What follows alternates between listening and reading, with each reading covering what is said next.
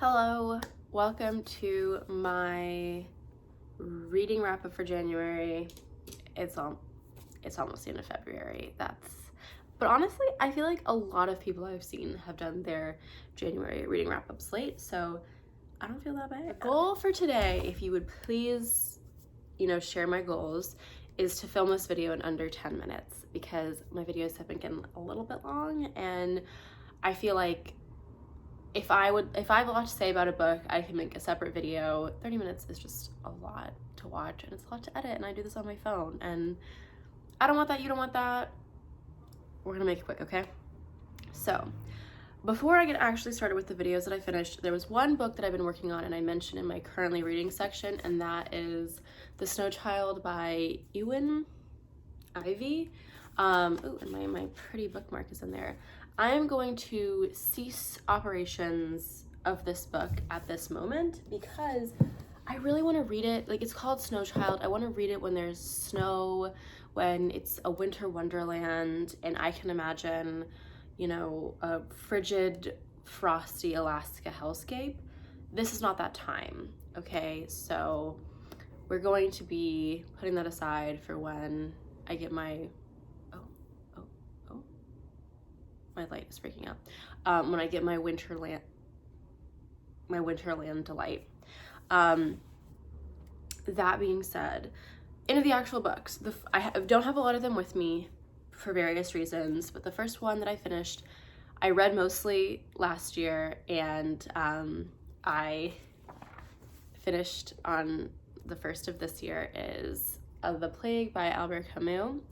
I really enjoyed this. I thought it was nice to kind of read it at this point in the Corona, saga, because I was able to analyze the whole of the story and compare it to the whole of, not the whole, but we're clearly at the last parts of this book, especially if you read it, clearly we're kind of there. So it's nice to be able to compare and contrast. I appreciated how it was told in these different parts because I also felt that in our current situation, what did it mean to be in the harsh quarantine, and I like that sort of these social facts were almost included of this is how everyone was behaving at this time, this is when they start setting fires, it's almost it's like a plague of setting fires is also occurring, and I liked that the inclusion of just people were coping in similar ways. I also liked that it had these kind of star characters that were pulled out, and how these characters, I can see people not liking how they're not three-dimensional. I thought it was kind of nice to have them as archetypes of people who survived during a disaster. So your doctor, your lover,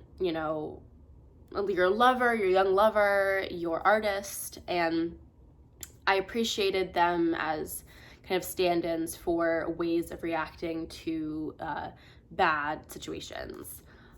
I think that this might not be anyone's favorite. I really thoroughly enjoyed it, but I can see how this book would not be someone's favorite, but I can't see anyone having bad reactions to it. I feel like everyone, if you think you would like this type of book, you might as well give it a try. Worst case, it's kind of a middle of the road book.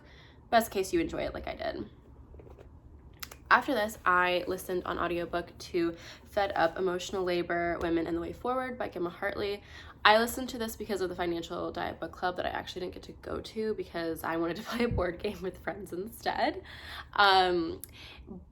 But my feelings on the book, so the book itself is about emotional labor.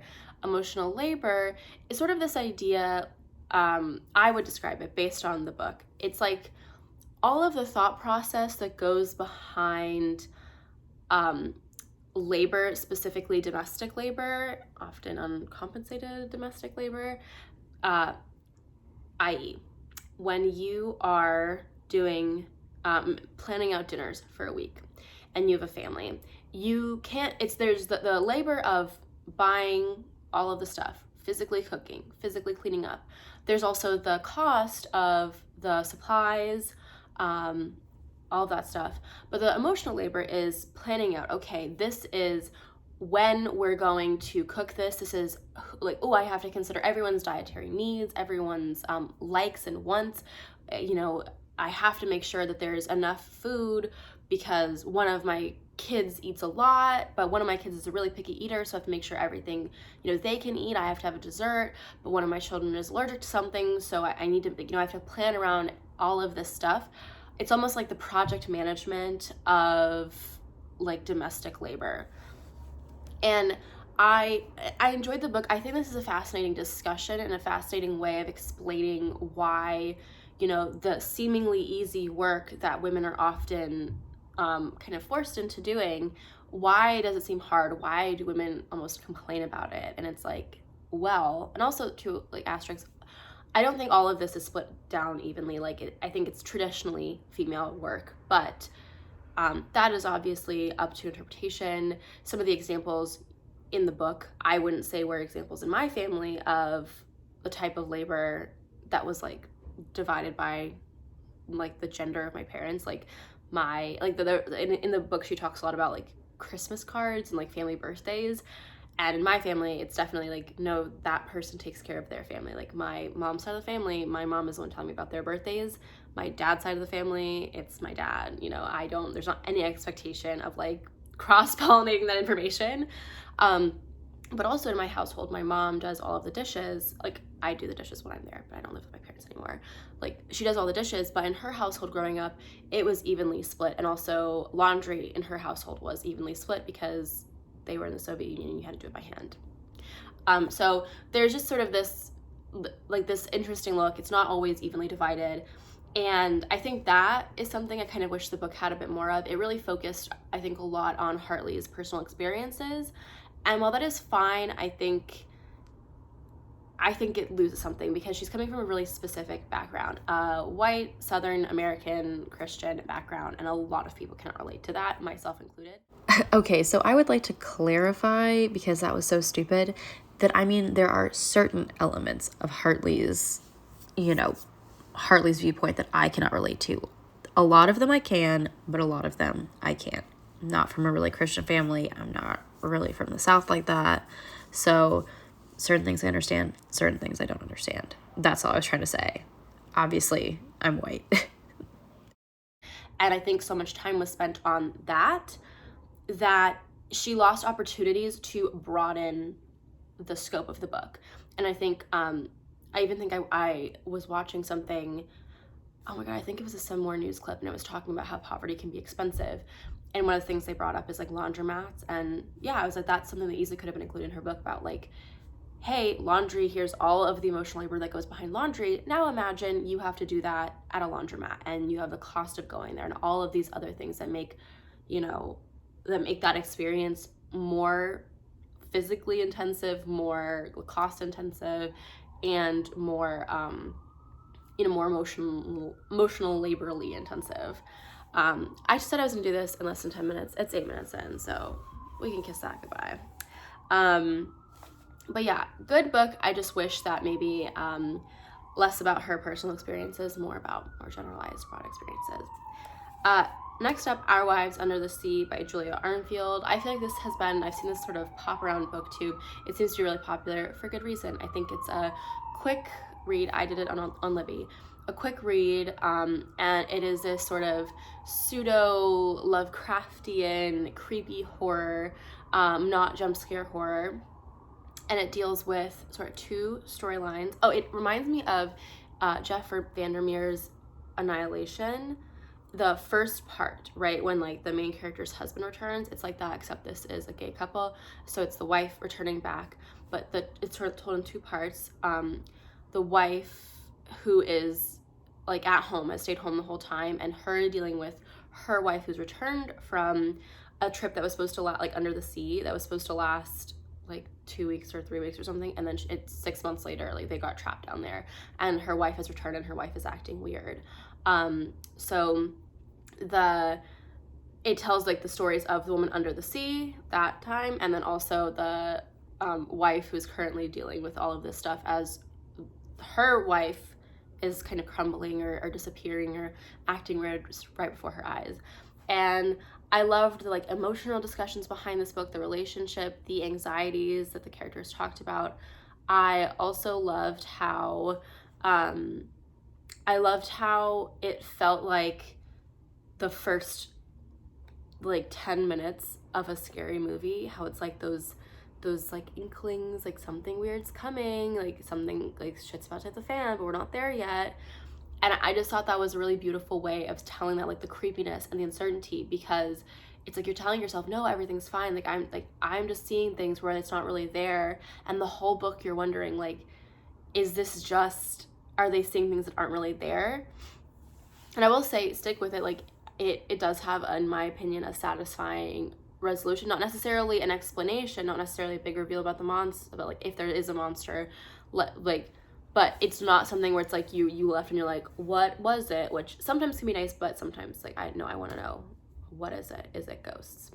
In this you get that conclusion. Yeah, really, I thought it was like, isn't my favorite? No, but worth a read if you, especially like if you get on Libby, worth a listen. Then I listened to Purple Hibiscus by Chimamanda Ngozi Adichie. I love this book. I discussed it whenever I was talking about my currently readings. It was so good, so well written. It talks about a teenager and her experiences under her very emotionally, physically abusive father, who is religious, who she really looks up to. She thinks he's a really great man. But it talks about how after visiting her aunt in a different city, how her views change, she changes, how her and her brother slowly start drifting away from her father's oppressiveness. And I think it there's a lot in there about like colonization in connection to religion. It's really well written, and I think I've mentioned this before, I'm not the biggest fan of books about teenagers, but I think this one was really well written, and I believe the teenagers, and I think they were I really liked the characters, and I thought they were both realistic, but they weren't like, it served a purpose almost, like these characters should be young, and I really enjoyed that book. After that, I listened to Hiroshima by John Hersey. I never know. Hersey. What is that? I don't know how to say that last name. Hersey. I thought this book was really boring, which is crazy because talking about the A-bombs, right? Like, how can that be boring? I think the book was just, for the narrator, was so blah, blah, blah, blah. It talks about different people and their experiences, like during the like exact, like what happens right before the bomb, during that, and then right afterwards, and then going on for years later. I think it was just like it was told in this really dry, uninteresting manner, and there was like a little bit of talk of like a generalized story of Hiroshima, but it really focused on these people, and a lot of that was towards the end, and like I didn't really like it that much. And also it was really focused on Christian people. I feel like the author, maybe that's just who he was able to interview, but I was like, why is this so focused on Christian or Catholic Japanese? I don't know why. I wish it was addressed almost, like, this is why I picked these people. It was because there was a community, I had access to these people. Because part of me was like, is this guy just trying to like humanize the Japanese to a Western audience and be like, see, they believe in the same God we do, or something like that? Like, I don't know. I thought it was weird.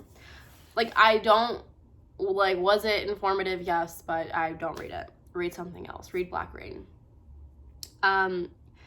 Next, I listened to Trick Mirror by Tolentino, also on Libby. Oh my god, this was so well written. I saw someone review this book, and they said something along the lines of, because I've read these stories before, because I didn't read this like kind of more in line with its release, I'd heard a lot of these discussions before. Like none of these takes were particularly new. But Tolentino writes so beautifully, and when you hear her narrate it, like, she is such a good, she says her words well. I could not believe, like, I loved it. I didn't even care about some of the stuff she was talking about. Like, I don't care about pure bar. I don't do that stuff. I'm not a sweet Korean. I didn't learn about sweet Korean until like I think a year ago. I still loved the book. I thought it was so good. And I think it's because she's talking about these experiences of a millennial modernizing world, of the sense of being viewed, being observed, the value of that, the like yeah, all of these things that I think a lot of us can relate to. And I mean, I'm probably not a millennial, but I feel like a lot of that stuff was quite relatable, and is really well written. And yeah, read it. Read Trick Mirror. That's all I have to say. The Hole by Hiroko Oyamada. So this is very short. Picked it up in Providence. Read it when I was still in Providence. So it's a quick read. It's sort of like, so a woman goes to live in her husband's childhood town, in the house next to his parents, like next to his childhood home, owned by his parents. He is going to work. She had to leave work. She had to leave work because there was no options for her in the town. And she kind of goes into this like hazy, depressive state where everything starts melting together. And she at some point falls into a hole. There's a weird animal. There is a brother like who lives in a little shed. It has that kind of weirdness of a lot of modern, like contemporary Japanese lit. But so here's how I feel about this book. And I think it's one of those books that if you think about it, you may or may not like it more. Like you may or may not. I like it more. My friend who also read it did not like it more. To me, I think, so the book starts with her being like, I'm leaving my job. It didn't really pay that much anyway. We'll be fine. And it ends with her getting a job at a convenience store. And I think that middle part is supposed to sort of describe this sense of haziness, not having a lot of ground, not having, being stuck, like in a way she was stuck in this hole. You know, you become this, you become untethered. You have no responsibility. You don't have respect, but you have things you have to do. You have these expectations on you. You feel like you have no ground to stand on, but you also have stuff you also have responsibilities, like these family house responsibilities. And I feel like that's what I got out of it, at least. I think too, yeah, I think that's what it's about. It's a little weird. If I took the time, I'd like find articles or something written about it, or like the author. I should probably look up the author and like what the author has to say, or interviews with the author. It's if you want to read it, it's not that long. Okay, and then the last book. We started with The Plague, and we're ending with Ebola.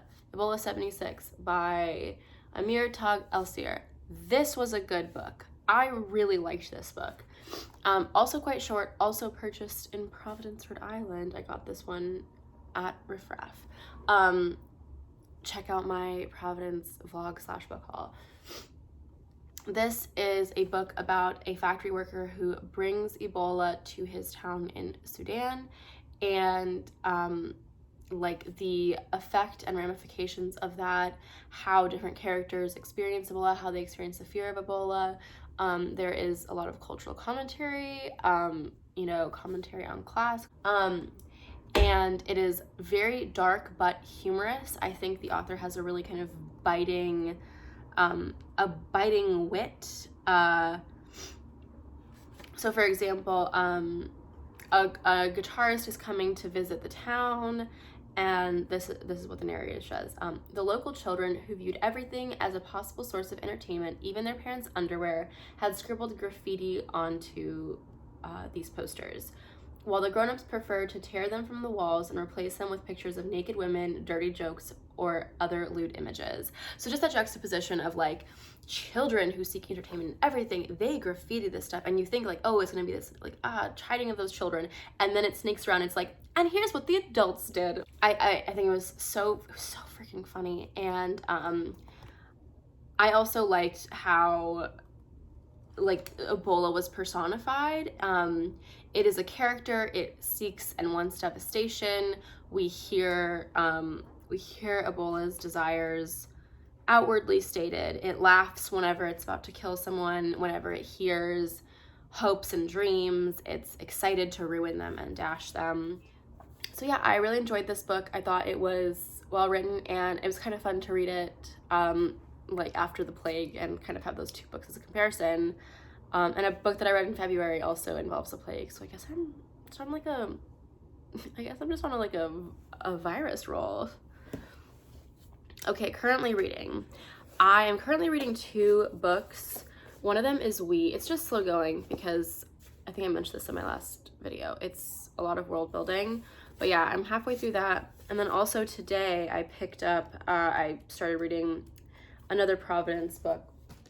Where did I just put that bookmark? So many gems, miss. How did I lose that so quickly? Oh, there's one. It's actually a ticket to the Met.